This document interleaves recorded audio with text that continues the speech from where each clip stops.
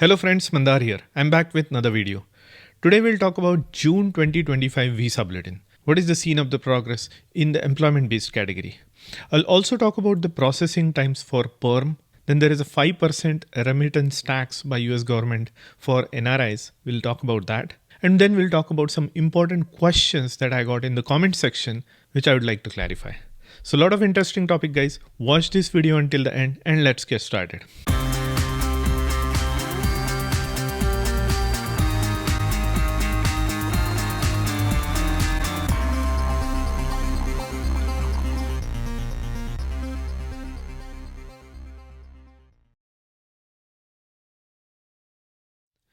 If you are here for the first time, welcome. My name is Mandar and I make immigration and lifestyle related videos for US and Canada. I'm not an immigration lawyer, so anything that I say on this video or on my channel is for information purpose only. And for your specific immigration needs, before you take any action, you should hire a competent immigration lawyer.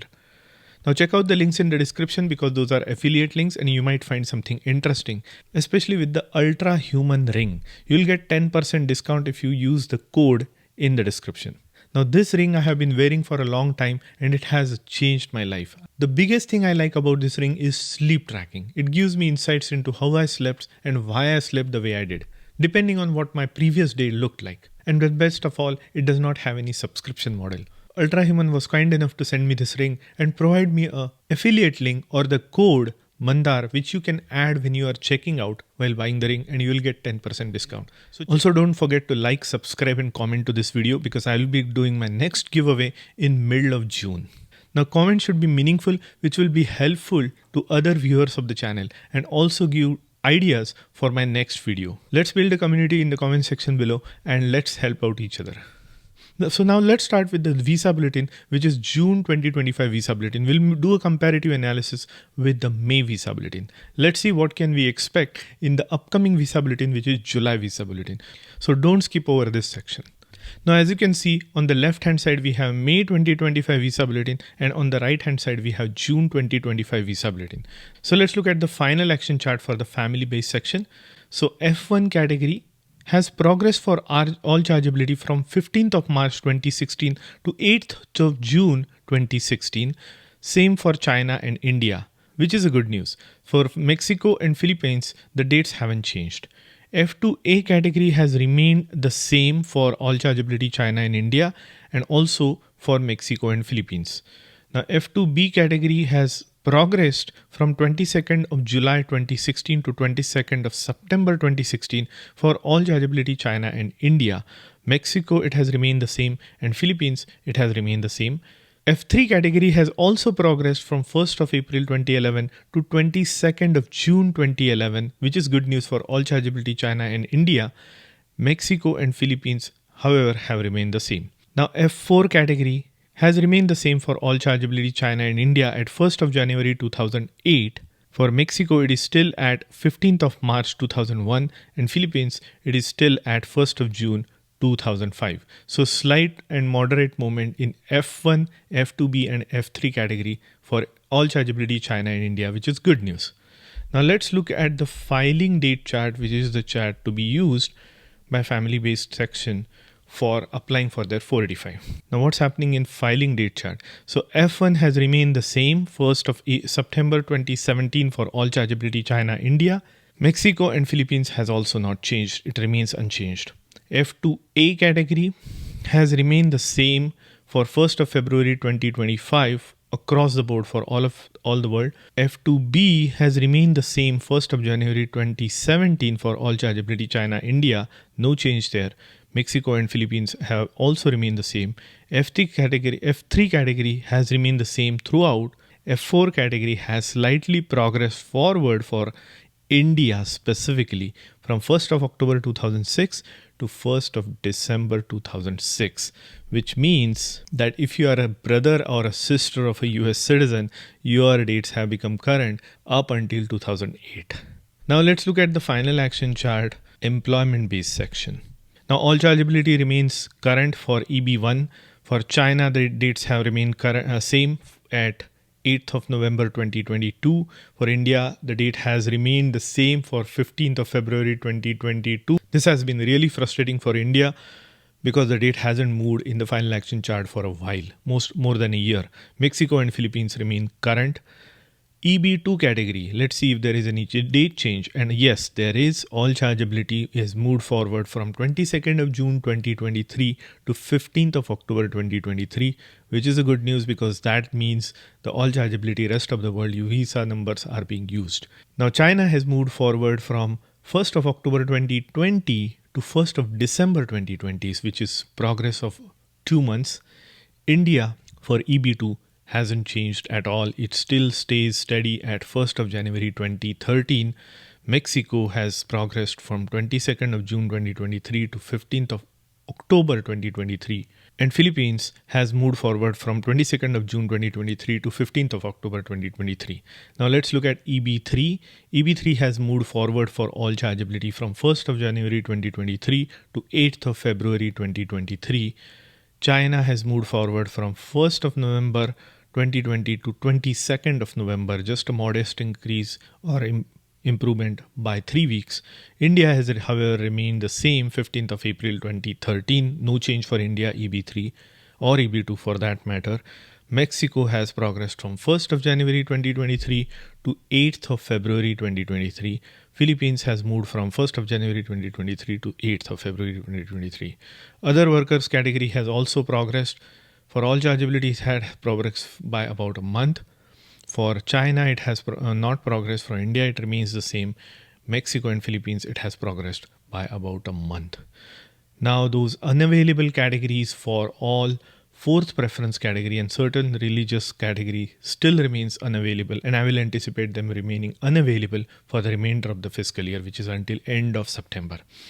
Now, unreserved category of EB5 has not progressed for China and India. It has the dates exactly the same as last month, but for the rest of the EB5, the chart is all current. Now let's look at filing date chart, which I'm not expecting that anything has changed, but let's see. Employment based EB1, first preference category, all chargeability remains current. China has not changed from 1st of January 2023. It remains the same. And India also has not changed from 15th of April 2022. It remains the same. Mexico and Philippines are current for EB1. EB2 has progressed for all chargeability from 1st of August 2023 to 15th of November 2023. Now for China, EB2 has progressed from 1st of November 2020 to 1st of January 2021. India has remained the same. It is stuck at 1st of February 2013. Mexico has progressed from 1st of August 2023 to 15th of November 2023. Philippines has also progressed from 1st of August 2023 to 15th of November 2023.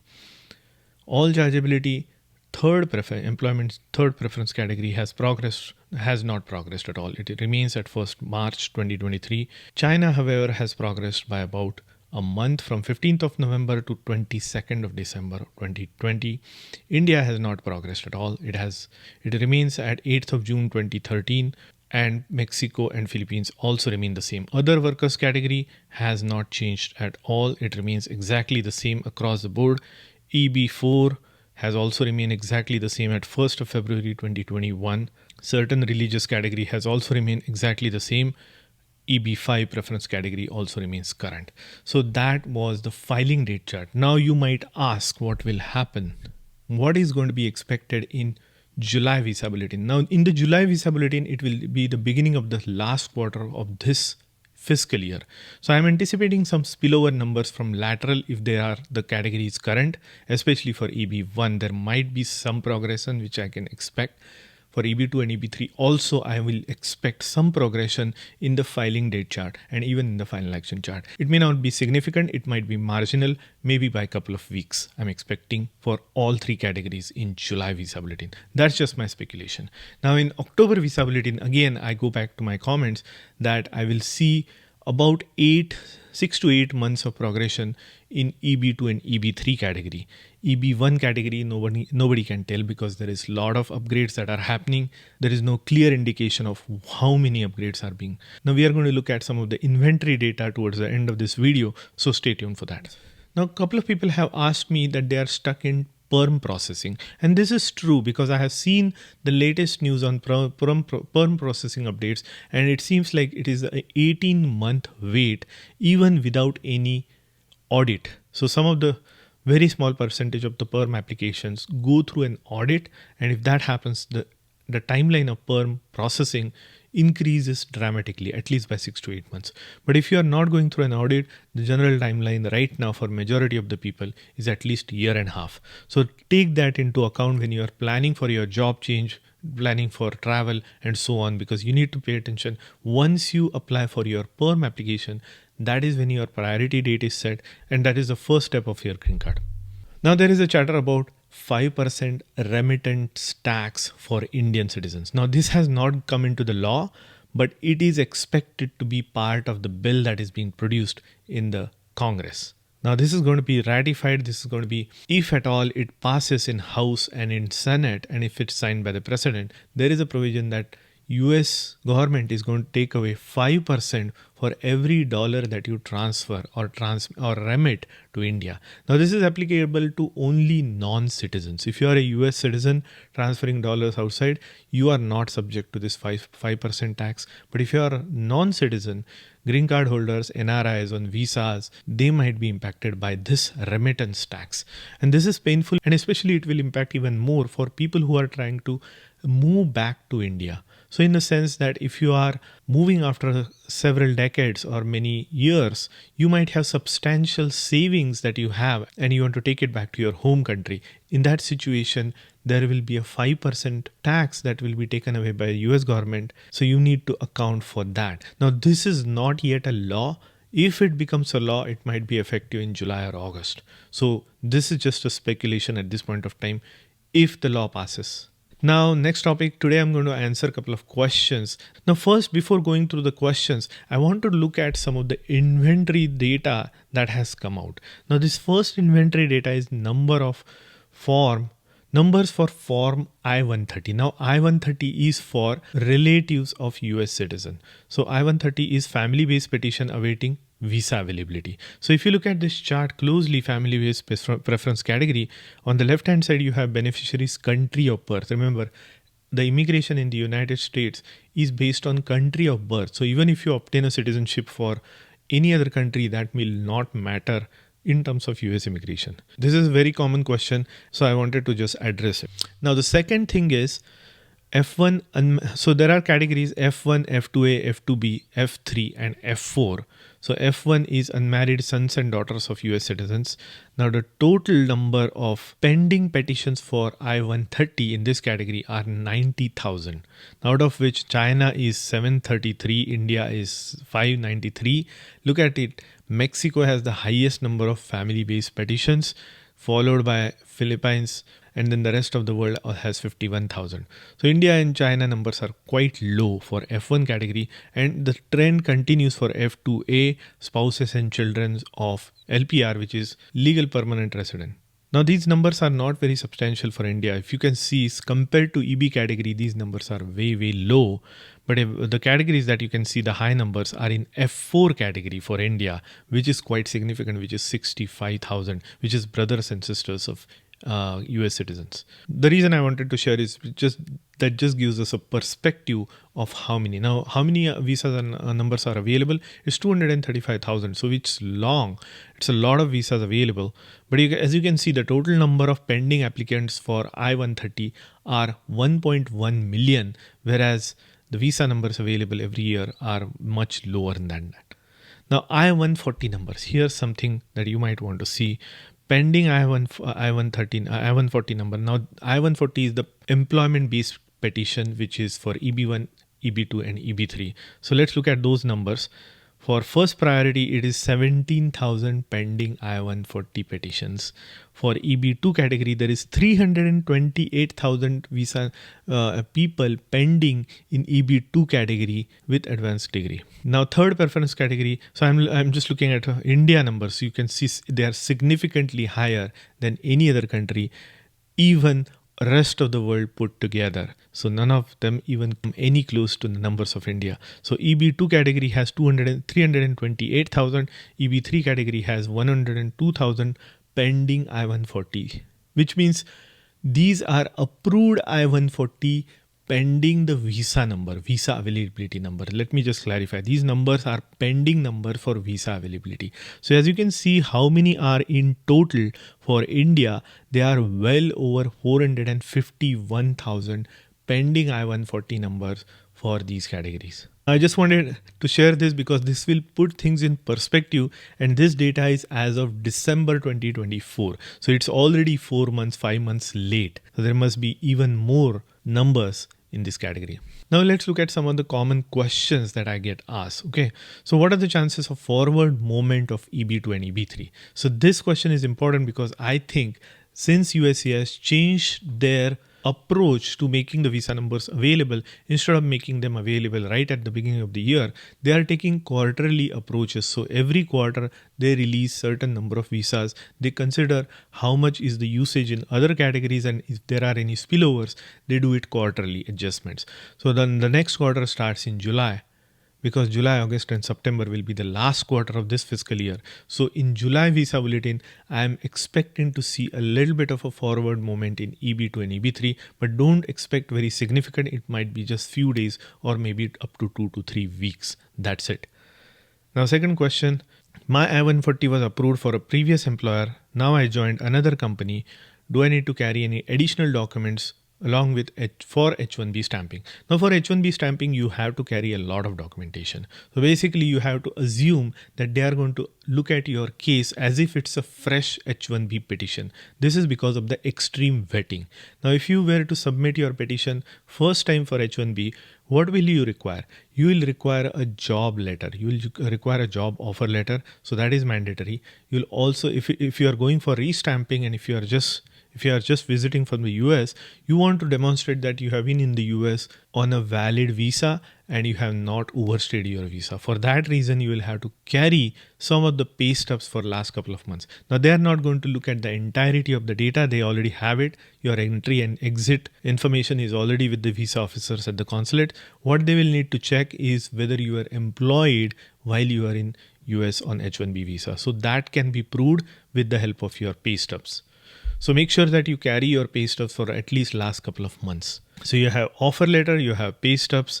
Now you also want to make sure that you carry some documentation that stay in the United States. So in the sense that you have been living in the United States, and if you were to not be given a visa, it will put you into some hardships. If you have a house in the US, if you have car in the US, keep those documents ready. Maybe say registration or home agreement or lease or something like that. Just keep them with you. Always carry your marriage certificate, your birth certificate copies with you. They are not required, but just in case. And most importantly, be prepared to answer any questions regarding your background check.